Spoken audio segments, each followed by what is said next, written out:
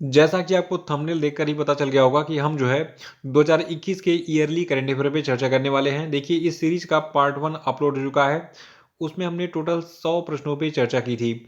देखिए ये series total 500 selective प्रश्नों का है और इन 500 सेलेक्टिव प्रश्नों में आपको सभी अवार्ड, सभी पुरस्कार एवं सम्मान और सभी नियुक्तियां और जितने भी मोस्ट इंपॉर्टेंट प्रश्न हैं, जितने भी नए रिसर्च वगैरह हुए हैं, जितने भी अनुसंधान हुए हैं और जितने भी जो है खेल से संबंधित प्रश्न हैं, जितने नियुक्तियों से संबंधित प्रश्न हैं, उन सभी को हम कवर कर लेंगे। तो पार्ट 2 में हम 100 प्रश्नों पे चर्चा करेंगे, बाकी 3 पार्ट और आपके बचेंगे जिसमें आपको 300 और प्रश्न मिल जाएंगे। तो इस पाँचों पार्ट को आप देख लेंगे तो आपका आने वाला जितना भी एग्ज़ाम है 2022 का, ठीक है? तो उसमें आप 100% सफलता प्राप्त कर सकते हैं क्योंकि ये सभी प्रश्न बहुत ही चुनिंदा हैं और मैं पिछले 5 सालों से जो है ये सीरीज़ चला रहा हूँ। 5 सालों से आपको मैं करंट अफेयर पढ़ा रहा हूँ यूट्यूब पे और ईश्वर ने जो है अब तक मेरी लाज रखी है। मैं जितना भी पढ़ाता हूँ वो 100% एग्ज़ाम में आ जाता है। तो जो पुराने छात्र हमारे हैं उनको पता है, बाकी जो नए लोग हैं उनको भी मैं बता दूँ, आप बिल्कुल निश्चिंत होकर पूरे वीडियोज़ को देख लीजिए, पूरे सीरीज़ को देख लीजिए। आपका 2022 का सारा एग्ज़ाम आसानी से निकल जाएगा। तो चलिए समय गँवाए बिना इस सीरीज़ को हम जो है कंप्लीट करते हैं। देखिए 101वाँ प्रश्न हमारा है कि हाल ही में माइक्रोसॉफ्ट ने किस स्थान पर अपने नए इंडिया डेवलपमेंट सेंटर सुविधा को शुरू करने की घोषणा की है? तो देखिए ये प्लेस आपका है नोएडा। नोएडा में जो है माइक्रोसॉफ्ट ने जो है अपने इंडिया डेवलपमेंट सेंटर सुविधा को शुरू करने की घोषणा की थी रिसेंटली ही। और 102वां प्रश्न है कि केंद्रीय बजट 2021-22 में इनमें से कौन सी दो चीज़ें सस्ती हुई हैं? तो देखिए जो केंद्रीय बजट 2021-22 है इसमें लोहा और स्टील जो है ये दोनों सस्ता हुए थे। देखिए बजट के ये जितने भी प्रश्न मैं इस वीडियो में आपको दूंगा ये सभी पिछले बहुत सारी परीक्षाओं में यूपी के पूछी जा चुकी हैं और जो आपका अन्य स्टेट है उसमें भी पूछी जा चुकी हैं क्योंकि ये केंद्रीय बजट है और लगभग हर राज्य के एग्जाम में जो है इसके बारे में पूछा जाता है। तो देखिए सेंट्रल गवर्नमेंट का जो बजट 2021-22 था इसमें जो है लोहा और स्टील ये दोनों चीज़ें सस्ता हुई थी, लेकिन बाद में महंगाई बढ़ गई दिसंबर तक तो लोहा बहुत महंगा हो गया था। देखिए आपको बता दें 2021-22 का जो बजट था तो इस साल के बजट में सोना और तांबे का सामान सस्ता हुआ था और लोहा और स्टील भी सस्ता हो गया था। चमड़े के उत्पाद नायलॉन और पेंट नायलॉन के कपड़े ड्राई क्लीनिंग सहित जो पॉलिएस्टर के कपड़े थे ये भी सस्ते हो गए थे। तो इतनी चीज़ें सस्ती हुई थी। अगला प्रश्न है कि भारत का जो केंद्रीय बजट 2021-22 था ये पहली बार किस रूप में पेश किया गया था? तो देखिए 2021-22 की बजट को पहली बार सॉफ्ट कॉपी के रूप में पेश किया गया था। इसकी जो है प्रिंट वगैरह नहीं निकाली गई थी, कागज़ वाली प्रति इसकी नहीं थी। तो ये जो है पीडीएफ फॉर्मेट में था, यानी कि सॉफ्ट कॉपी इसकी जो है अवेलेबल थी केवल। देखिए आज़ादी के बाद पहला ऐसा मौका था जब जो आम बजट है इसका पेपर प्रिंट नहीं किया गया था कोरोना के कारण। अगला है कि भारत की वित्त मंत्री ने इस साल के आम बजट के लिए कौन सा एप्लीकेशन लॉन्च किया था? तो देखिए 2021-22 का जो बजट था इसके लिए जो है भारत के वित्त मंत्रालय ने जो है केंद्रीय बजट मोबाइल एप्लीकेशन लॉन्च किया था। इस एप्लीकेशन पर जाकर आप जो है पूरे बजट को पढ़ सकते हैं, उसमें कौन कौन सी बातें कही गई हैं। और 105वां प्रश्न की वित्त मंत्री निर्मला सीतारमण ने केंद्रीय बजट 2021-22 में भारत में किस स्थान पर यूनिवर्सिटी बनाने का ऐलान किया था?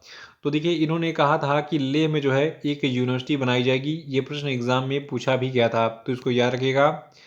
अगला प्रश्न है कि वित्त मंत्री निर्मला सीतारमण ने केंद्रीय बजट 2021-22 में आत्मनिर्भर स्वास्थ्य भारत योजना के लिए कितनी धनराशि प्रदान की थी? तो देखिए इन्होंने कुल जो है 64,180 करोड़ रुपए जो है प्रदान किए थे आत्मनिर्भर स्वास्थ्य भारत योजना के लिए, इसको याद रखिएगा। अगला प्रश्न है कि केंद्रीय बजट 2021-22 में इनमें से कौन सी दो चीज़ें महंगी हुई थी? ये प्रश्न भी एग्जाम में पूछा जा चुका है, रिपीटेड प्रश्न है। देखिए रत्न और जूते जो है ये 2021-22 के बजट में महंगे कर दिए गए थे। देखिए केंद्रीय बजट 2021-22 में जो आपका विदेशी चमड़ा है, सोलर इन्वर्टर है, विदेशी मोबाइल है, चार्जर है, मोबाइल है और इससे जुड़ी एसेसरीज है, इनकी कीमतें जो है बढ़ा दी गई थी। मोबाइल फ़ोन्स महंगे कर दिए गए थे।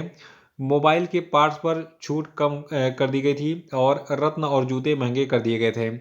इसी तरह इस साल के बजट में आयातित ऑटो पार्ट, विदेशी खाद्य तेल, गाड़ियों के पार्ट्स, इलेक्ट्रॉनिक उपकरण, इंपोर्टेड कपड़े भी महंगे हो गए थे। अगला है कि केंद्रीय बजट 2021-22 में डबल टैक्स सिस्टम से किन लोगों को छूट मिली? देखिए ये प्रश्न काफ़ी खास है, इसको आराम से समझिएगा।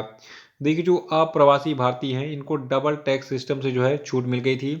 अगर मान लीजिए कोई हमारा भारतीय नागरिक है जो कि सऊदी या फिर ईरान या फिर इराक कहीं कमाने गया है, तो उसको क्या है कि वहाँ भी टैक्स देना है, और वहाँ से कमा के यहाँ भेज रहा है इंडिया में तो उसको यहाँ भी टैक्स देना है।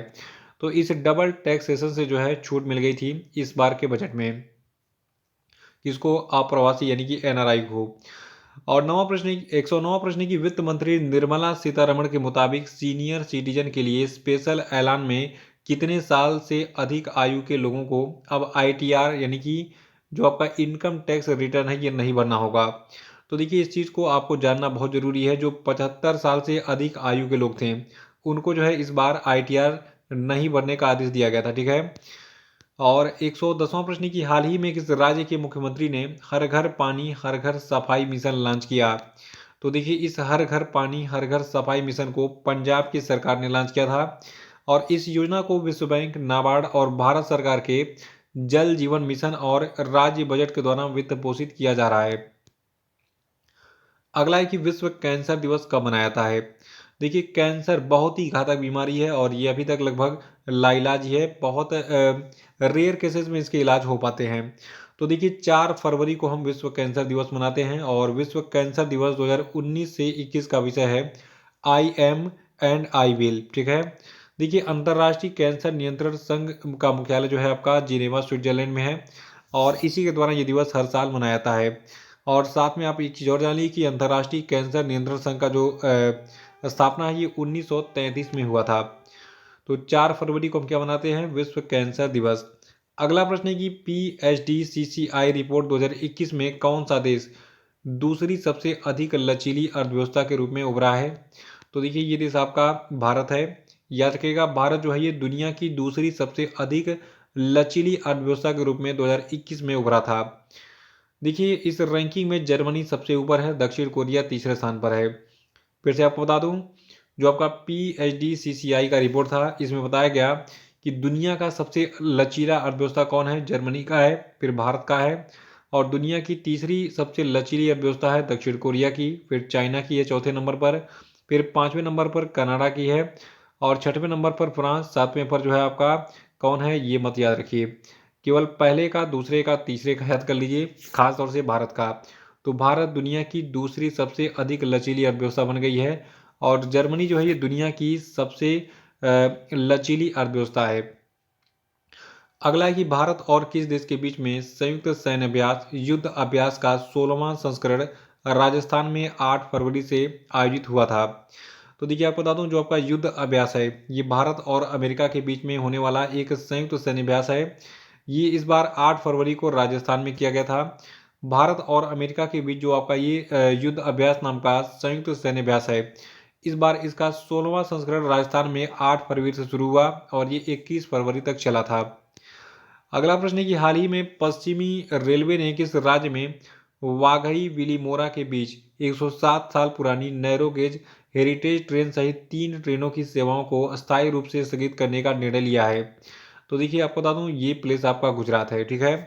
तो हाल ही में पश्चिमी रेलवे ने गुजरात में जो आपका वाघई बिलीमोरा था उसके बीच में 107 साल पुरानी नैरो गेज हेरिटेज ट्रेन सहित 3 ट्रेनों की सेवाओं को बंद कर दिया, और ये प्रश्न एग्जाम में पूछा भी गया था। देखिए आप बता दूं जो आपकी ये ट्रेन थी बाघई बिलीमोरा वाली, ठीक है।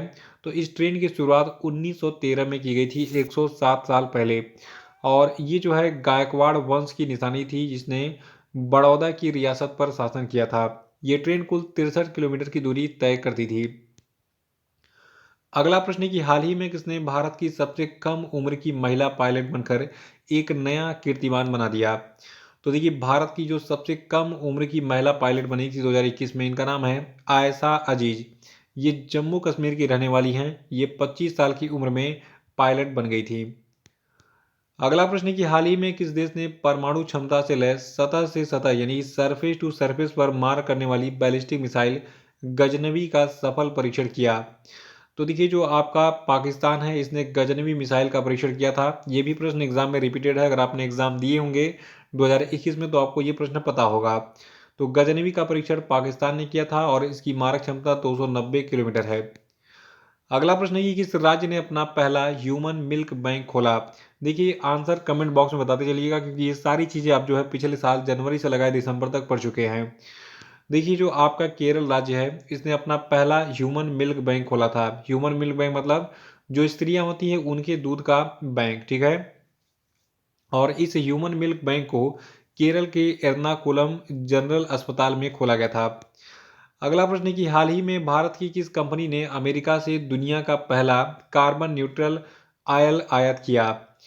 तो देखिए आपको बता दूं, भारत की ये कंपनी रिलायंस है, इसने जो है दुनिया का पहला कार्बन न्यूट्रल ऑयल जो है प्राप्त किया अमेरिका से, ठीक है। और देखिए अमेरिका से जो है जो आपकी एक कंपनी है ऑक्सीलो कार्बन वेंचर्स, ठीक है।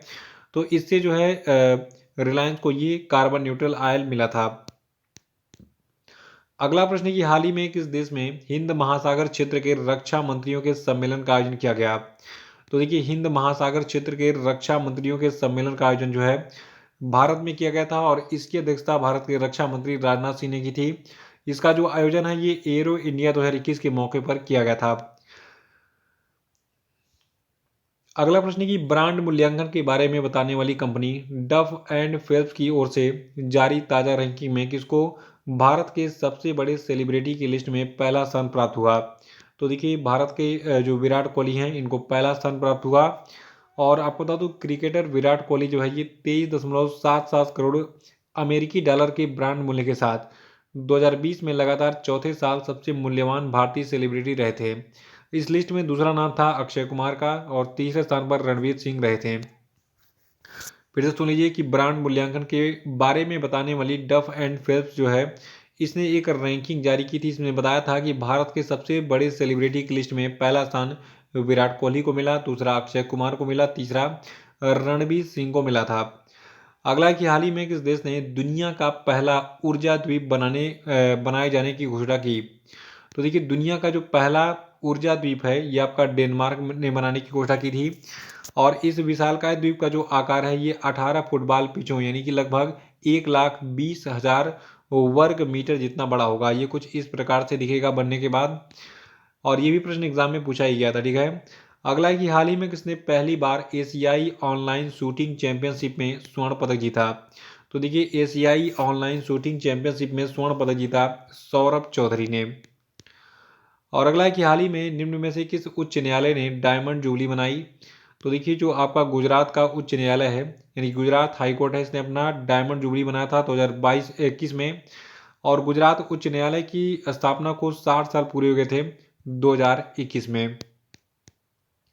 अगला है कि केंद्रीय रेल मंत्री पीयूष गोयल ने किस वर्ष तक रेलवे को विश्व में पहली प्रदूषण रहित रेलवे बनाने की घोषणा की है? तो देखिए भारतीय रेलवे ने टारगेट रखा है कि 2030 तक इंडियन रेलवे को जो है प्रदूषण रहित कर दिया जाएगा। अगला प्रश्न है कि विश्व व्यापार संगठन की नई महानिदेशक कौन बनी?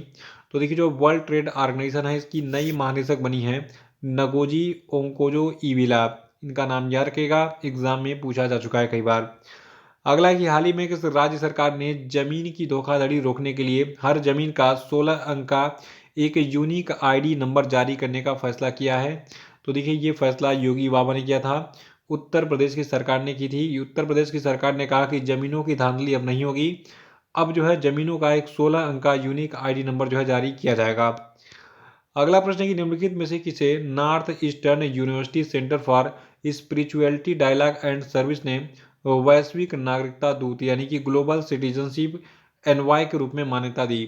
तो देखिए ये व्यक्ति आपके हैं श्री श्री रविशंकर जी, ठीक है। इनको वैश्विक नागरिक दूत यानी कि ग्लोबल सिटीजनशिप एनवाई के रूप में जो है मान्यता दी गई थी North Eastern University Centre for Spirituality Dialogue and Service के द्वारा। अगला है कि निम्नलिखित में से किस राज्य में पर्यावरण मंत्रालय ने लखवार विद्युत परियोजना को मंजूरी दी? तो देखिए लखवार विद्युत परियोजना को मंजूरी उत्तराखंड में दी गई थी, और इसको जो है देहरादून जिले यमुना में जो है यमुना नदी पर कुल 5,747.17 करोड़ रुपए की लागत से जो है बनाया जाएगा। अगला है कि निम्नलिखित में से किस राज्य सरकार ने भिखारी मुक्त योजना शुरू की? देखिए ये प्रश्न भी रिपीटेड है एग्जाम का। जो आपका भिखारी मुक्त योजना है ये राजस्थान में चलाया गया था। और आप बताइए कमेंट बॉक्स में कि वर्तमान में राजस्थान के राज्यपाल और मुख्यमंत्री कौन है। देखते हैं कितने लोग बता पाते हैं। देखिए जो लोग डेली करंट अफेयर सेशन नहीं ज्वाइन किए हैं वो ज्वाइन कर ले। डेली आपको जो है इस चैनल पे डेली करंट अफेयर के वीडियोस प्रोवाइड कराए जाते हैं पूरे डिटेल में, ठीक है। तो उसको आप ज्वाइन कर लीजिए ताकि आपको पूरी डिटेल में नॉलेज मिलते रहे। अगला है कि हाल ही में किस ऑस्ट्रेलियाई खिलाड़ी को तीसरी बार एलन बार्डर मेडल से सम्मानित किया गया है। तो देखिए जो आपके स्टीव स्मिथ हैं इनको तीसरी बार एलन बार्डर मेडल से सम्मानित किया गया है। इनके साथ में जो आपकी बेथ मुनी है इनको बेलिंडा क्लार्क अवार्ड से जो है 2021 में सम्मानित किया गया था। अगला है कि निम्नलिखित में से कौन ई कैबिनेट को लागू करने वाला पहला राज्य है। ये प्रश्न भी एग्जाम में पूछा जा चुका है। देखिए हिमाचल प्रदेश ने सबसे पहली बार ई कैबिनेट को लागू किया था और ये ई कैबिनेट को लागू करने वाला पहला राज्य बन गया भारत का। अगला है कि भारत की किस स्टार एथलीट को असम के मुख्यमंत्री सर्बानंद सोनोवाल ने डिप्टी सुपरिटेंडेंट ऑफ पुलिस यानी कि डीएसपी अपॉइंट किया है। ये प्रश्न भी रिपीटेड है। देखिए हिमा दास को जो है डीएसपी बनाया गया है कहाँ पर, असम में, सर्बानंद सोनोवाल के द्वारा, जो कि असम के मुख्यमंत्री हैं, ठीक है। हिमा दास ने 2019 में 5 स्वर्ण जीते थे और एक नया कीर्तिमान बना दिया था। देखिए इनका नाम है हिमा रणजीत दास, इनका पूरा नाम है। देखिए एग्जाम में एक प्रश्न पूछा गया था कि निम्नलिखित में से किस खिलाड़ी को ढींग एक्सप्रेस कहा जाता है। तो ढींग एक्सप्रेस कहा जाता है किसको, हिमा दास को, क्योंकि इनका जो जन्म है ये असम के नगांव में ढींग नामक एक प्लेस पे हुआ था 9 जनवरी सन 2000 को। इनके माता पिता हैं रंजीत दास और जोनाली दास। अगला कि 25वीं हुनर हाट का जो आयोजन है ये कहाँ पर किया गया। तो देखिए 25वीं हुनर हाट का आयोजन मैसूरू में किया गया था और मैसूरू में ये किया गया था कहाँ पर, महाराजा कॉलेज ग्राउंड, चामाराजपुरम, मैसूरू में, ठीक है। कब से कब, 6 से लगाए 14 फरवरी तक। देखिए जो 25वां हुनर हाट था इसके बारे में आपको बता दूं, ये जो है इससे पहले अवध शिल्पग्राम लखनऊ उत्तर प्रदेश में किया गया था। हुनर हाट का आयोजन जो है 22 जनवरी से 7 फरवरी तक, और आने वाले दिनों में जो है ये फिर नई दिल्ली में 20 फरवरी से 1 मार्च तक आयोजित किया गया। फिर कोटा में राजस्थान के जो है 28 फरवरी से 7 मार्च तक आयोजित किया गया। फिर जयपुर में, फिर चंडीगढ़ में, फिर इंदौर में, फिर मुंबई में, फिर हैदराबाद में, रांची में, सूरत में, अहमदाबाद में, कोच्चि, पुदुचेरी और अन्य स्थानों पर पूरे साल भर जो है हुनर हाट का जो आयोजन है ये किया गया, ठीक है, पूरे 2021 में। अगला है कि wild life Photographer of the year 2021 का खिताब किसने जीता। तो देखिए 2021 में जो wild life Photographer of the Year का पुरस्कार है ये रॉबर्ट इरविन ने जीता था। ये प्रश्न मोस्ट इंपॉर्टेंट है, इसको आराम से कहीं अलग से नोट कर लीजिएगा। देखिए जो ऑस्ट्रेलियन वाइल्ड लाइफ फोटोग्राफर हैं जिनका नाम है रॉबर्ट इरविन, इन्होंने Wildlife Photographer of the Year People's Choice Award प्रतियोगिता में पहला पुरस्कार जीता। और जो आपके रॉबर्ट इरविन हैं इन्होंने बुश फायर नामक एक इमेज के लिए पुरस्कार जीता। एग्जाम में पिछली परीक्षाओं में प्रश्न क्या पूछा गया था कि जो आपके रॉबर्ट इरविन हैं जो कि कहाँ के, ऑस्ट्रेलिया के वाइल्ड लाइफ फोटोग्राफर हैं, इन्होंने किस इमेज के लिए 2021 का wild life Photographer of the Year का अवार्ड जीता था। तो एक पिक्चर थी, इमेज थी बुश फायर जिसका नाम था, उसके लिए इनको ये अवार्ड मिला था। अगला है कि हाल ही में विजयनगर को किस राज्य का 31वां जिला बनाया गया। तो देखिए विजयनगर को कर्नाटक का 31वां जिला बनाया गया था 2021 में। विजयनगर जिले को बेल्लारी से अलग किया गया था और इस क्षेत्र से शासित विजयनगर साम्राज्य के नाम पर जो है रखा गया है। मतलब जो आपका विजयनगर साम्राज्य था हरिहर और बुक्का वाला, इतिहास पढ़ेंगे तो आपको पता चल जाएगा। तो हरिहर और बुक्का ने विजयनगर की स्थापना की थी, उसी के नाम पर ये जो विजयनगर है इसको 31वां जिला घोषित किया गया है। अगला है कि VLCC Femina miss India world 2020 का क्राउन किसने जीता। तो देखिए जो आपका VLCC Femina miss India world 2020 का क्राउन है इसको मानसा वाराणसी ने जीता था। और इनके बारे में डिटेल मैं आपको बता दूं, देखिए 10 फरवरी को जो है जो आपका ये कंपटीशन है फेमिना मिस इंडिया 2020 का ये आयोजित किया गया था और फिनाले में तेलंगाना की जो आपकी मानसा इन्होंने जो है मिस इंडिया का क्राउन जीता। और वहीं जो मान्या सिंह है और मनिका सीओ कांड है ये फर्स्ट और सेकंड रनअप रही थी, इसको याद रखिएगा। बाकी सारी चीज़ें बकवास है, इसका कोई मतलब नहीं है, ठीक है। हमेशा जो है जो विनर होता है उसी का नाम पूछा जाता है। बाकी शुरू शुरू में तो बहुत सारी चीज़ें पूछ लेते हैं एग्जाम में। और अगला प्रश्न है कि राष्ट्रीय महिला दिवस कब मनाया जाता है। अगर आपको ये दिवस नहीं पता है तो फिर आपका जीना बेकार है। याद रखिएगा 13 फरवरी को हम राष्ट्रीय महिला दिवस मनाते हैं। आपको बता दूं ये दिवस जो है जो सरोजनी नायडू है उनकी याद में मनाया जाता है। भारत में जो सरोजिनी नायडू हैं, इनकी जयंती मनाने के लिए प्रतिवर्ष 13 फरवरी को हम राष्ट्रीय महिला दिवस मनाते हैं। देखिए जो आपकी सरोजिनी नायडू हैं, ये पैदा हुई थी हैदराबाद में 13 फरवरी 1879 को, और इनकी मृत्यु लखनऊ में 2 मार्च 1949 को हुई थी। अगला है कि हाल ही में किस देश की सेना ने बाबर क्रूज मिसाइल का परीक्षण किया। देखिए बाबर का परीक्षण पाकिस्तान ने किया था, ये इसका क्रूज मिसाइल है, ये भी एग्जाम में पूछा चुका है। अगला कि 7वें वेतन आयोग में पारिवारिक पेंशन के लिए ऊपरी सीमा को 45,000 रुपये से बढ़ाया गया, बढ़ाकर कितना कर दिया गया। तो देखिए जो 7वां वेतन आयोग था, इसमें पारिवारिक पेंशन के लिए ऊपरी सीमा को 45,000 रुपये से बढ़ाकर 1,25,000 रुपये प्रतिमाह कर दिया गया। देखिए जो 7वां वेतन आयोग है, इसकी स्थापना सितंबर 2013 में की गई थी, और इस वेतन आयोग ने 1 जनवरी 2016 से इसके कार्यान्वयन प्रभाव के साथ अपनी सिफारिशें प्रस्तुत की थी, इसको याद रखिएगा। अगला प्रश्न है कि हाल ही में किस राज्य में महाराजा सुहेलदेव स्मारक का निर्माण हुआ। तो देखिए महाराजा सुहेलदेव स्मारक का निर्माण उत्तर प्रदेश में किया गया था।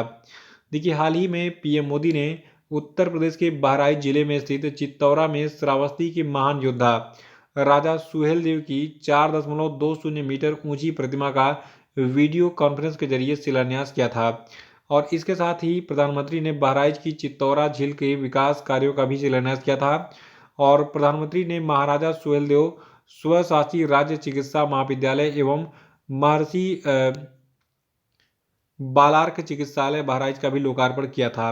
तो सारी चीज़ें मैंने एक साथ बता दी हैं, इसको याद रखिएगा। अगला है कि निम्नलिखित में से किसे रेडमी इंडिया के ब्रांड एम्बेसडर के रूप में अपॉइंट किया गया है। तो देखिए रेडमी इंडिया के ब्रांड एम्बेसडर बनाए गए हैं सोनू सूद जी। देखिए सोनू सूद को जहां जहां ब्रांड एम्बेसडर बनाया गया है, सारी चीज़ें नोट कर लीजिएगा, क्योंकि ये सुपर हीरो हैं भारत के। ठीक है। अगला प्रश्न है कि केंद्रीय रक्षा मंत्री राजनाथ सिंह ने हाल ही में किसे गणतंत्र दिवस परेड 2021 में सर्वश्रेष्ठ मार्च करने वाली टुकड़ी का ट्रॉफी दिया था। तो देखिए जो गणतंत्र दिवस परेड था, इसमें सर्वश्रेष्ठ मार्च करने वाली टुकड़ी का पुरस्कार दिल्ली पुलिस को मिला था। अगला प्रश्न है कि केरल साहित्य अकादमी पुरस्कार में किसे सर्वश्रेष्ठ उपन्यास के रूप में चुना गया है। तो देखिए केरल साहित्य अकादमी पुरस्कार में मीसा को सर्वश्रेष्ठ उपन्यास के रूप में चुना गया था।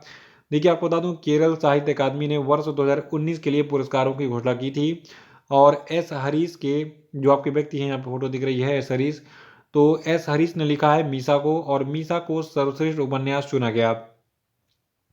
देखिए आपको बता दूं, ये मीसा नाम का जो ये उपन्यास है, ये मंदिर जाने वाली हिंदू महिलाओं और पुजारियों के किरदार को गलत तरीके से दर्शाने के लिए विवादों में रहा है। अगला प्रश्न है कि हाल ही में किसे Skoch Chief Minister of the Year पुरस्कार से सम्मानित किया गया। ये पुरस्कार बहुत ही फेवरेट है एग्जामिनर का, और इसके विनर का नाम हर साल पूछा जाता है। तो इस बार इस Skoch Chief Minister of the Year का पुरस्कार YS जगनमोहन रेड्डी को मिला। आंध्र प्रदेश के मुख्यमंत्री हैं YS जगनमोहन रेड्डी, आपको पता ही होगा। अगला प्रश्न है कि हाल ही में किस राज्य में 5 रुपए में भोजन उपलब्ध कराने के लिए माँ कैंटीन शुरू की गई। तो देखिए माँ कैंटीन को पश्चिम बंगाल में शुरू किया गया था। अगला है कि हाल ही में किसने नया इंस्टेंट मैसेजिंग प्लेटफॉर्म संदेश लॉन्च किया। तो देखिए संदेश को इलेक्ट्रॉनिक्स और सूचना प्रौद्योगिकी मंत्रालय के द्वारा लॉन्च किया गया था। अगला है कि निम्न में से किस टेनिस खिलाड़ी ने ऑस्ट्रेलियन ओपन टेनिस के महिला सिंगल्स का खिताब जीत लिया। तो देखिए जो आपका ऑस्ट्रेलियन ओपन टेनिस था, तो इसके महिला सिंगल्स का खिताब नाओमी ओसाका ने जीता था। आप बता दूं, जापान की एक खिलाड़ी है नाओमी ओसाका, इन्होंने हाल ही में महिला एकल फाइनल में जेनिफर ब्रेडी को सीधे सेटों में जो है हराकर ऑस्ट्रेलियाई ओपन का खिताब जीता था। अगला कि निम्न में से किस टेनिस खिलाड़ी ने ऑस्ट्रेलियन ओपन में पुरुष एकल का खिताब जीता। तो देखिए ऑस्ट्रेलियन ओपन में पुरुष एकल खिताब नोवाक जोकोविच ने जीता था। अगला प्रश्न है कि Dada Saheb Phalke international film festival पुरस्कार 2021 में किस अभिनेता को क्रिटिक्स बेस्ट एक्टर का पुरस्कार दिया गया। तो देखिए जो क्रिटिक्स बेस्ट एक्टर पुरस्कार का पुरस्कार है, ये दिया गया था सुशांत सिंह राजपूत को।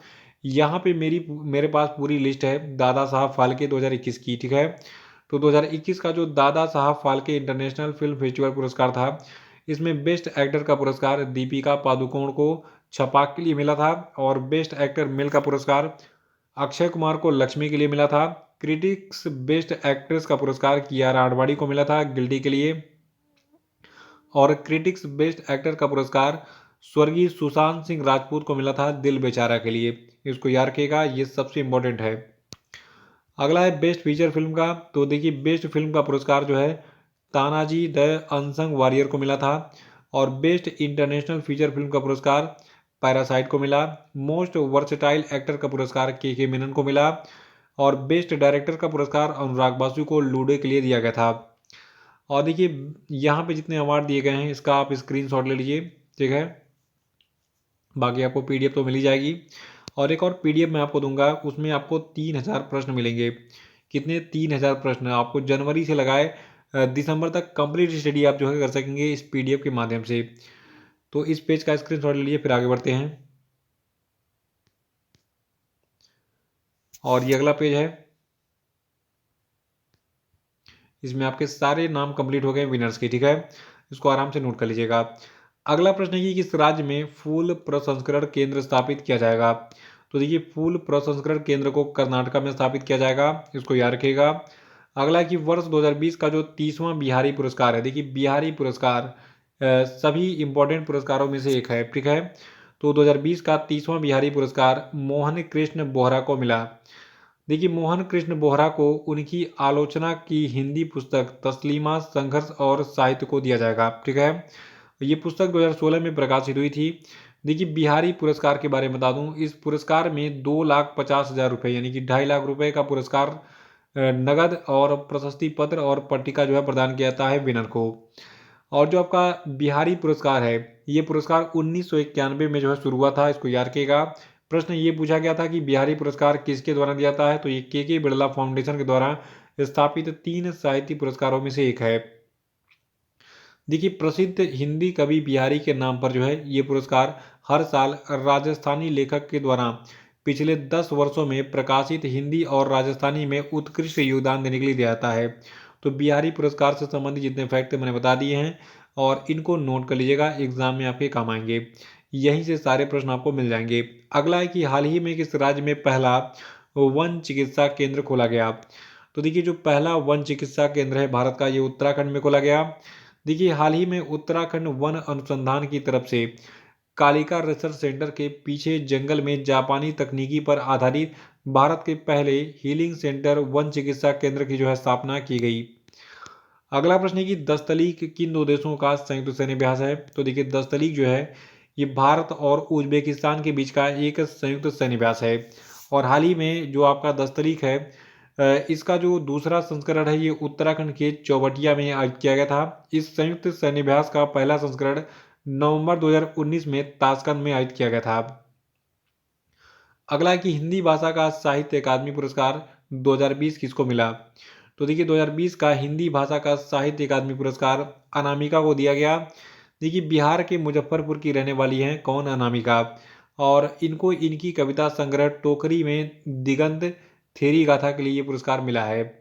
देखिए कविता संग्रह टोकरी में दिगंत जो है 2014 में पब्लिश हुई थी। तो टोकरी में दिगंत के लिए अनामिका को हिंदी का साहित्य अकादमी पुरस्कार 2020 मिला, इसको याद रखेगा अगर आपको 1 नंबर चाहिए। साहित्य अकादमी में कुछ और भी पुरस्कार हैं। देखिए उर्दू भाषा का जो साहित्य अकादमी पुरस्कार है ये अमावस में ख्वाब के लिए दिया गया था। किसको? ये दिया गया था हुसैन अल हक को, याद रखिएगा। उर्दू भाषा का साहित्य अकादमी पुरस्कार उर्दू उपन्यास अमावस में ख्वाब के लिए हुसैन उल हक को दिया गया। और अगला है कि मैथिली रचनाकार किस मैथिली रचनाकार को 2020 का साहित्य अकादमी पुरस्कार दिया गया।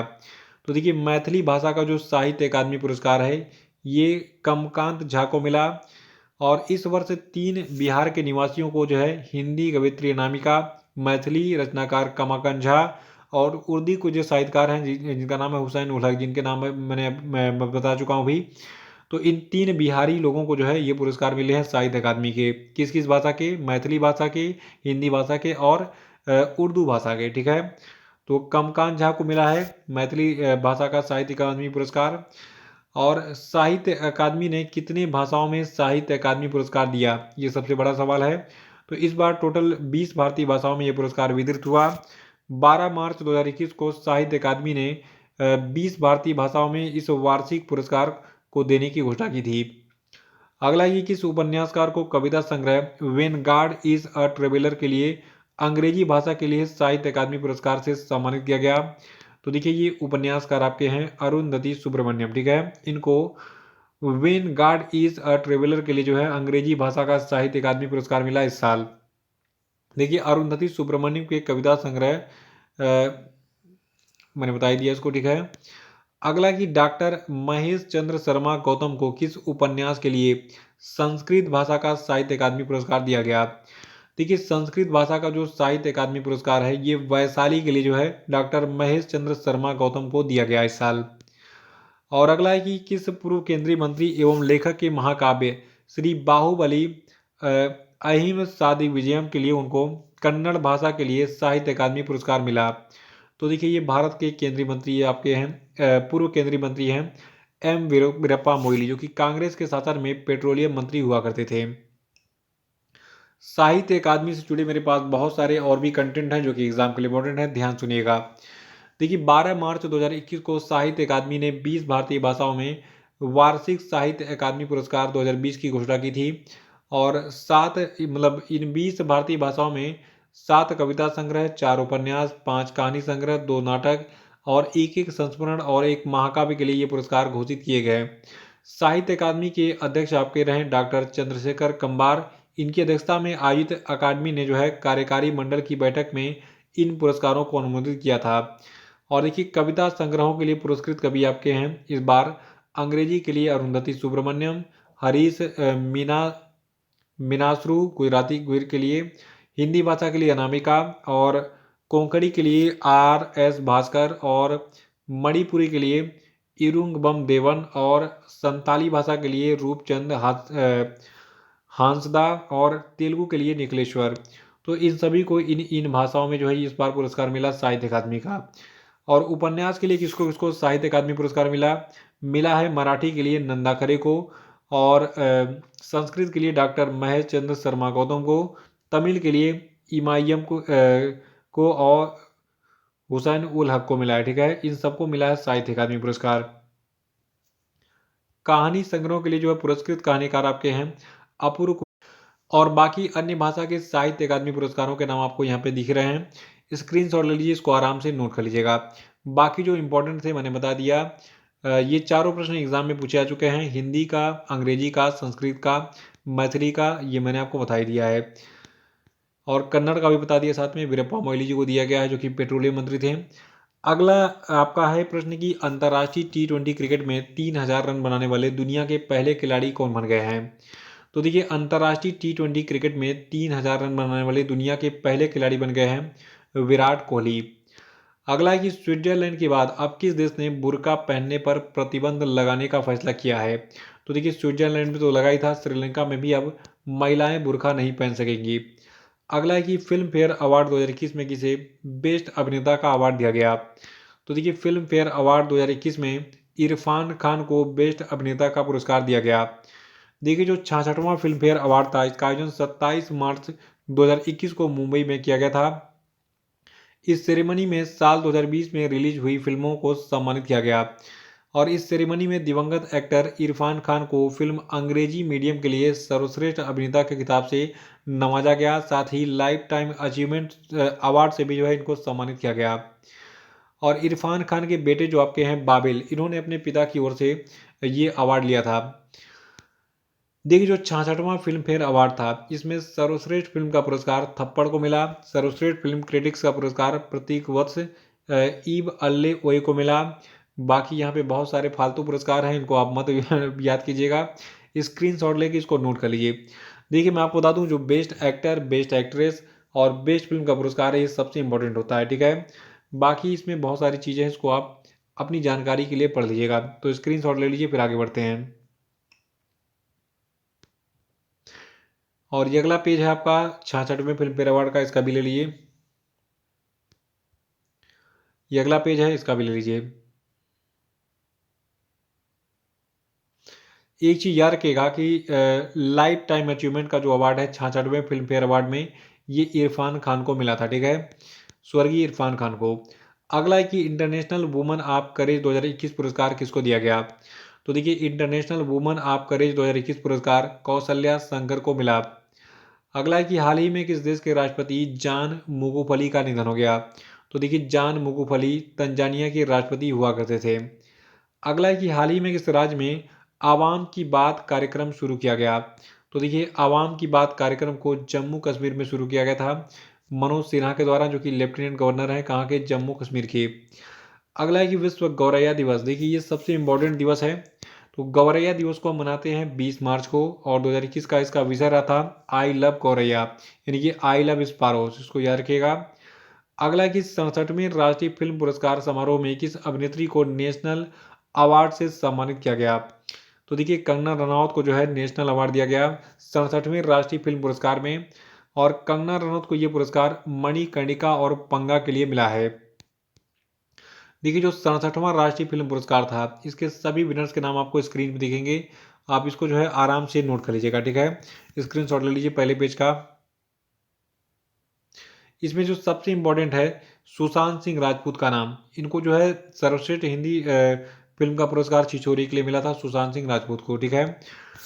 और अगला पेज यहाँ पे दिख रहा है 67वें राष्ट्रीय फिल्म पुरस्कार का, इसको नोट कर लीजिएगा, स्क्रीनशॉट ले लीजिए। देखिए सारे पुरस्कार मैं कवर करा दूंगा इसी वीडियो में, ठीक है। समय कम लगेगा और जानकारी ज़्यादा मिलेगी और सारी इंपॉर्टेंट जानकारी मिलेगी। अगला पेज है, इसको भी नोट कर लीजिए स्क्रीनशॉट लेके, और इसका भी ले लीजिए। 169वां कि निम्नलिखित में से किस दिन शहीद दिवस मनाया जाता है। तो देखिए शहीद दिवस को हम 23 मार्च को मनाते हैं, ये भी सबसे फेवरेट क्वेश्चन एग्जामिनर का। देखिए 23 मार्च को 1931 में मध्य रात्रि को भारत के 3 सपूतों भगत सिंह, सुखदेव और राजगुरु को फांसी हुई थी, इसलिए 23 मार्च को हम शहीद दिवस मनाते हैं, इनको याद करने के लिए। अगला है कि विश्व क्षय रोग दिवस यानी कि वर्ल्ड टीबी डे कब मनाया जाता है। तो देखिए विश्व क्षय रोग दिवस को हम 24 मार्च को मनाते हैं। 2021 के लिए इसकी थीम है द क्लॉक इज टिकिंग। अगला कि 2020 का व्यास सम्मान किसको दिया गया। तो देखिए 2020 का जो व्यास सम्मान है ये प्रोफेसर शरद पगारे को दिया गया, और प्रोफेसर शरद पगारे को उनको उपन्यास पाटलिपुत्र की साम्राज्ञी के लिए दिया गया। देखिए इस साल जो है 2020 में जो 21 में जो 2020 का ये व्यास सम्मान दिया गया था, ये 31वां व्यास सम्मान था। देखिए व्यास सम्मान को 1991 में शुरू किया गया था के बिरला फाउंडेशन के द्वारा, और पिछले 10 वर्षों के दौरान प्रकाशित किसी भी भारतीय नागरिक के द्वारा लिखित हिंदी में उत्कृष्ट साहित्यिक कार्य के लिए ये पुरस्कार दिया जाता है विनर को। और इसमें जो है जो व्यास सम्मान का विनर होता है इसको एक प्रशस्ति पत्र और एक पट्टिका के साथ 4 लाख रुपए का पुरस्कार राशि दिया जाता है। तो 2020 का व्यास सम्मान प्रोफेसर शरद पगारी को दिया गया, इनके उपन्यास पाटलिपुत्र की साम्राज्ञी के लिए। अगला प्रश्न है कि उत्तर प्रदेश के किस जिले में बनाना फेस्टिवल आयोजित किया गया। तो देखिए उत्तर प्रदेश में बनाना फेस्टिवल को कुशीनगर में आयोजित किया गया था। अगला है कि भारत के नए मुख्य न्यायाधीश कौन बने। तो देखिए भारत के नए मुख्य न्यायाधीश बने हैं एन वी रमन, ठीक है। इन्होंने एस ए बोबड़े का स्थान लिया था। देखिए आप बता दो नियुक्ति के समय justice N V Raman Bharat के 48वें मुख्य न्यायाधीश बने थे, यानी कि क्रम से 48वें मुख्य न्यायाधीश हैं एन वी रमन, और इनके पास 16 महीने से अधिक लंबे समय का जो है कार्यकाल भी है। तो ये अभी 2022 में भी बने रहेंगे चीफ जस्टिस ऑफ इंडिया। कौन, एन वी रमन। हर साल किस तिथि को अर्थ आवर मनाया जाता है। ये नहीं पता तो आप फिर कूद जाइए कुएं में, ठीक है कूदना मत सच में। देखिए मार्च महीने के आखिरी शनिवार को हम मनाते हैं अर्थ आवर, और इस साल 27 मार्च को अर्थ आवर मनाया गया। 2020 के लिए अर्थ आवर का विषय रहा पृथ्वी को बचाने के लिए जलवायु परिवर्तन, यानी कि climate change to save Earth. अगला प्रश्न है कि हाल ही में किस देश ने 26 मार्च 2021 को परमाणु सक्षम सतह से सतह पर मार करने वाली बैलिस्टिक मिसाइल शाहीन 1A का सफल परीक्षण किया। तो देखिए शाहीन, बाबर, ये सारे मिसाइल जो है किसके हैं, पाकिस्तान के। जितने भी ये थोड़ा से इस्लामिक नाम होंगे तो ये मान लीजिएगा कि ये सारे जो है पाकिस्तान के ही मिसाइल हैं। देखिए जो शाहीन है इसका मारक क्षमता है 900 किलोमीटर। अगला प्रश्न है कि फिल्म फेयर अवार्ड 2021 में किसे बेस्ट अभिनेत्री का पुरस्कार दिया गया। तो देखिए फिल्म फेयर अवार्ड 2021 में तापसी पन्नू को बेस्ट अभिनेत्री का पुरस्कार मिला था। इसको मैं अलग से इसलिए बता रहा हूँ क्योंकि ये इंपॉर्टेंट है एग्जाम के लिए। देखिए जो 66वां फिल्म फेयर अवार्ड है इसका आयोजन 27 मार्च 2021 को मुंबई में किया गया था। इस सेरेमनी में साल 2020 में रिलीज हुई फिल्मों को सम्मानित किया गया था और इसी में तापसी पन्नू को फिल्म थप्पड़ के लिए बेस्ट एक्ट्रेस का अवार्ड मिला। ठीक है, इसको याद कर लीजिएगा। देखिए थप्पड़ के बारे में बता दूं, थप्पड़ जो फिल्म थी इसने बेस्ट फिल्म, बेस्ट कहानी और बेस्ट एडिटिंग का अवार्ड भी जीता था। अगला प्रश्न है कि हाल ही में किस रेंज ऑफिसर ने इंटरनेशनल रेंजर अवार्ड जीता। तो देखिए इंटरनेशनल रेंजर अवार्ड महेंद्र गिरी को दिया गया, ये भारतीय रेंज ऑफिसर हैं। अगला है कि हाल ही में किस मशहूर मराठी लेखक को सरस्वती सम्मान 2020 मिला। तो देखिए सरस्वती सम्मान 2020 शरण कुमार लिम्बाले को दिया गया। देखिए आप बता दूं, जो आपके डॉक्टर शरण शरण कुमार लिम्बाले हैं इनको 2018 में प्रकाशित इनके मराठी उपन्यास सनातन के लिए इनको ये पुरस्कार मिला है। देखिए 2020 का जो ये 30वां सम्मान है, ठीक है, ये मिला है किसको, शरण कुमार लिम्बाले को। इसको आप बिल्कुल याद रखिएगा, इनके मराठी उपन्यास सनातन के लिए। देखिए जो आपका सर्वश्रेष्ठ सम्मान है, इस पुरस्कार स्वरूप इनको 15 लाख रुपए मिलेंगे, एक प्रशस्ति पत्र मिलेगा, एक पट्टिका मिलेगी। और ये पुरस्कार भी के बिड़ला फाउंडेशन के द्वारा 1991 में स्थापित किया गया था और ये भारत के सबसे प्रतिष्ठित और सर्वोच्च साहित्य पुरस्कारों में से एक है। अगला है कि बहरीन ग्रैंड प्रिक्स 2021 का खिताब किसने जीता। तो देखिए बहरीन ग्रैंड प्रिक्स 2021 का खिताब लुइस हैमिल्टन ने जीता। लुइस हैमिल्टन मर्सिडीज के जो है ड्राइवर हैं और इनका ये 8वां विश्व खिताब था। अगला है कि हाल ही में साउथ सिनेमा के किस दिग्गज अभिनेता को 51वें दादा साहब फाल्के पुरस्कार से सम्मानित किए जाने की घोषणा की गई। तो देखिए रजनीकांत को जो है 51वां दादा साहब फाल्के पुरस्कार दिया गया। अगला है कि निम्न में से किस देश ने जानवरों के लिए दुनिया का पहला कोविड-19 वैक्सीन पंजीकृत किया। तो देखिए जानवरों के लिए दुनिया का जो पहला कोविड-19 वैक्सीन है इसको रूस ने बनाया, इसका नाम है कार्निवैक को, इसको याद रखिएगा। अगला है कि भारत के 14 लेन वाले एक्सप्रेस वे का क्या नाम है। तो देखिए भारत का जो पहला 14 लेन वाला, एक दो नहीं 14 लेन, ठीक है, 14 लेन वाला जो एक्सप्रेस वे इसका नाम है दिल्ली मेरठ एक्सप्रेस वे। इसकी खास बात क्या है, ये जो है 96 किलोमीटर लंबा है, इसमें कुल 14 लेन है। इस एक्सप्रेस वे से मुजफ्फरपुर, सहारनपुर, हरिद्वार, देहरादून से दिल्ली आने वाले लोगों को सफ़र करने में आसानी होगी। आपको बता दूं दिल्ली मेरठ एक्सप्रेस वे में कुल 4 चरण हैं। पहला चरण अक्षरधाम से यूपी गेट तक है, दूसरा चरण यूपी गेट से डासना तक है, तीसरा चरण डासना से हापुड़ तक है, चौथा आपका है दिल्ली से मेरठ तक। देखिए इस परियोजना का जो निर्माण है ये 8,346 करोड़ रुपए की लागत से किया गया था और गौरतलब है कि जो दिल्ली मेरठ एक्सप्रेस है इसके पहले चरण का उद्घाटन मई 2018 में ही पीएम मोदी ने किया था। तो भारत का जो पहला 14 लेन वाला एक्सप्रेसवे इसका नाम है दिल्ली मेरठ एक्सप्रेसवे, हर हालत में याद रखिएगा। 96 किलोमीटर लंबा है ये। और अगला प्रश्न है कि किस राज्य सरकार ने चिरंजीवी स्वास्थ्य बीमा योजना शुरू की। तो देखिए चिरंजीवी स्वास्थ्य बीमा योजना को राजस्थान में शुरू किया गया था और इस चिरंजीवी स्वास्थ्य बीमा योजना के तहत हर परिवार को राजस्थान में सालाना 5 लाख रुपए का स्वास्थ्य बीमा मिलेगा और इस स्वास्थ्य बीमा कवर में विभिन्न बीमारियों के इलाज के कुल 1,576 पैकेज और प्रोसीजर शामिल किए गए हैं। अगला प्रश्न है कि हाल ही में भारत सरकार ने 14 अप्रैल को किस महापुरुष के जन्मदिन को सार्वजनिक अवकाश घोषित किया। तो देखिए डॉक्टर भीमराव अंबेडकर जो है इनके जन्मदिन को सार्वजनिक अवकाश के रूप में घोषित किया गया है। इस साल 14 अप्रैल 2021 को इनकी यानी कि डॉक्टर भीमराव अंबेडकर की 130वीं जयंती मनाई गई। अगला है कि हाल ही में जम्मू कश्मीर में किस नदी पर दुनिया के सबसे ऊंचे रेलवे ब्रिज का आर्क का जो कार्य है इसको पूरा किया गया। तो देखिए जो आपका जम्मू कश्मीर में बन रहा चिनाब नदी पर बन रहा दुनिया का जो सबसे ऊंचा रेलवे ब्रिज होगा, इसका जो ये आर्क वाला वर्क है इसको पूरा किया गया था। ठीक है, ये ब्रिज कन्याकुमारी को सीधे कश्मीर से जोड़ेगा। अगला है कि भारतीय लघु उद्योग विकास बैंक के नए अध्यक्ष और प्रबंध निदेशक कौन बने। देखिए जो आपका सीडबी जिसको हम कहते हैं शॉर्ट में और अंग्रेजी में कहते हैं small industrial development bank of India, ठीक है, जिसको भारतीय लघु उद्योग विकास बैंक भी कहते हैं। तो इसके नए अध्यक्ष एस रमन बने हैं। 3 साल तक इनका कार्यभार होगा, मतलब 3 साल तक ये अपने पद पर बने रहेंगे। तो अगले 3 सालों तक एक नाम रख लीजिए कि सीडबी के अध्यक्ष कौन है, एस रमन। अगला कि हाल ही में किसे WWE हॉल ऑफ फेम 2021 में शामिल किया गया। तो देखिए WWE हॉल ऑफ फेम 2021 में द ग्रेट खली को शामिल किया गया। द ग्रेट खली का आधिकारिक नाम है दलीप सिंह राणा। अगला प्रश्न है कि हाल ही में यूएई ने किस भारतीय बिजनेस टाइकून को यूनाइटेड अरब अमीरात के शीर्ष नागरिक पुरस्कार से सम्मानित किया? तो देखिए ये आपके बिजनेस टाइकून हैं यूसुफ अली। अगला है कि British academy of film and television arts BAFTA ने वर्ष 2021 के किस फिल्म को सर्वश्रेष्ठ फिल्म का पुरस्कार दिया? तो देखिए ये फिल्म आपकी है नोमैडलैंड। इसको जो है बाफ्टा ने वर्ष 2021 के सर्वश्रेष्ठ फिल्म का पुरस्कार दिया था। ये प्रश्न इंपॉर्टेंट भी है, इसको नोट कर लीजिएगा।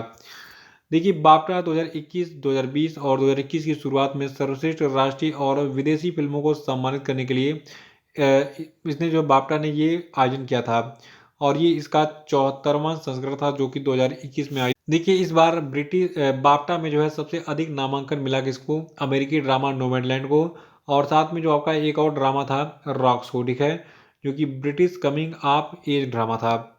दोनों जो है साथ साथ नामांकन मिले थे। अधिकांश पुरस्कार नोमैडलैंड ने जीते, 4 पुरस्कार जीते थे। यहाँ पे मैं पूरी लिस्ट आपको दे रहा हूँ, इसको आराम से नोट कर लीजिएगा। ये इसका पहला पेज है, इसका स्क्रीनशॉट ले लीजिए पहले। अगला पेज है, इसका भी ले लीजिए, इसका भी ले लीजिए। तीसरा पेज है ये चौथा पेज है, इसका भी स्क्रीनशॉट ले लीजिए।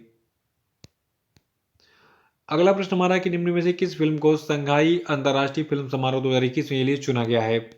तो देखिए संघाई अंतर्राष्ट्रीय फिल्म समारोह के लिए द ग्रेट इंडियन किचन को चुना गया था।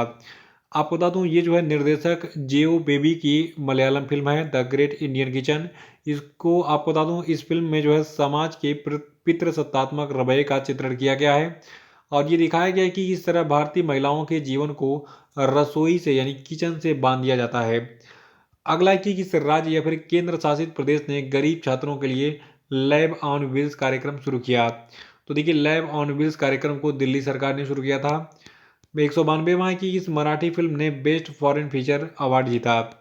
तो देखिए बेस्ट फॉरेन फीचर का अवार्ड दिया गया पगल्या को, ठीक है, ये एक मराठी फिल्म है और फिल्म पगल्या का निर्देशन और निर्माण विनोद सैम पीटर ने किया है, ठीक है, और ये अब्राहम फिल्म्स के बैनर तले बना है। ये फिल्म अभी भारत में रिलीज होनी बाकी थी। ये फिल्म एक पग और 2 लड़कों के इर्द गिर्द घूमती है जिनकी उम्र 10 साल है, ठीक है। तो ये पगलिया फिल्म जो है आपको बता दूं मराठी फिल्म है और इसने बेस्ट फॉरेन फीचर का अवार्ड जीता 2021 में। और अगला है कि believe what life and cricket taught me, ये किसकी आत्मकथा है? तो देखिए ये आत्मकथा है सुरेश रैना की जिसका नाम है believe what life and cricket taught me. और इस पुस्तक को सुरेश रैना और भरत सुंदर सन ने जो है मिलकर लिखा है। अगला है कि किस क्रिकेट खिलाड़ी को जो है विजडन अल्मनाक के 2010 के दशक का वनडे क्रिकेटर चुना गया? तो देखिए 2010 के दशक के वनडे क्रिकेटर चुने गए विराट कोहली जी। और यहाँ पे आपको एक थोड़ी सी लिस्ट मिलेगी इससे संबंधित, इसको आराम से नोट कर लीजिएगा, स्क्रीनशॉट ले लीजिए। अगला है कि 8वां भारत किर्गिज संयुक्त विशेष बल अभ्यास खंजर किस स्थान पर आयोजित किया गया? तो देखिए खंजर का जो आयोजन है ये बिश्केक में किया गया था। इस अभ्यास को पहली बार 2011 में किया गया था। तो भारत और किर्गिज यानी कि भारत और किर्गिस्तान के बीच में जो आपका एक अभ्यास है जिसका नाम है खंजर, ये कहाँ किया गया था इस बार? बिश्केक में, ठीक है। अगला है कि विश्व हीमोफीलिया दिवस कब मनाया जाता है? तो देखिए विश्व हीमोफीलिया दिवस को हम 17 अप्रैल को मनाते हैं। इसकी थीम रही साल परिवर्तन के लिए अनुकूल एक नई दुनिया में निरंतर देखभाल यानी कि adapting to change sustaining care in the new world. और 3 प्रश्न और बचे हैं आज। देखिए अगला प्रश्न हमारा है कि हाल ही में किस भारतीय महिला पहलवान ने एशियाई कुश्ती चैंपियनशिप में अपना पहला स्वर्ण पदक जीता? तो देखिए ये भारतीय महिला पहलवान आपकी विनेश फोगाट हैं। इन्होंने ताइपे की मेंग सुवान हसी को हराकर जो है एशियाई कुश्ती चैंपियनशिप में अपना पहला स्वर्ण पदक जीता था। अगला है कि हाल ही में किस राज्य ने स्वदेशी निवासियों का रजिस्टर यानी कि रजिस्टर ऑफ इंडिजिनस इनहेबिटेंट्स तैयार करने के लिए एक समिति बनाने की घोषणा की थी? तो देखिए ये घोषणा आज नागालैंड के द्वारा की गई थी। अगला कि एशियाई कुश्ती चैंपियनशिप में 53 किलोग्राम भार वर्ग में किस स्टार पहलवान ने स्वर्ण पदक जीत लिया है? तो देखिए ये स्टार पहलवान आपकी विनेश फोगाट है। इन्होंने फाइनल में ताइपे की मेंग हसाना हसी को हराया था। और 200वां प्रश्न है कि मोंटे कार्लो 2021 का टेनिस खिताब किसने जीता। तो देखिए मोंटे कार्लो 2021 का टेनिस खिताब स्टेफानोस सिसिपासा ने जीता था। और अगले वीडियो में हम जो है कल बात करेंगे प्रश्न संख्या 201 से लगाए 300 तक, ठीक है। तो कल का वीडियो जरूर देख लीजिएगा और इसके पहले वाला जो पार्ट 1 अपलोड किया था मैंने उसको भी देख लीजिएगा। तो मिलते हैं कल। जय हिंद, जय भारत।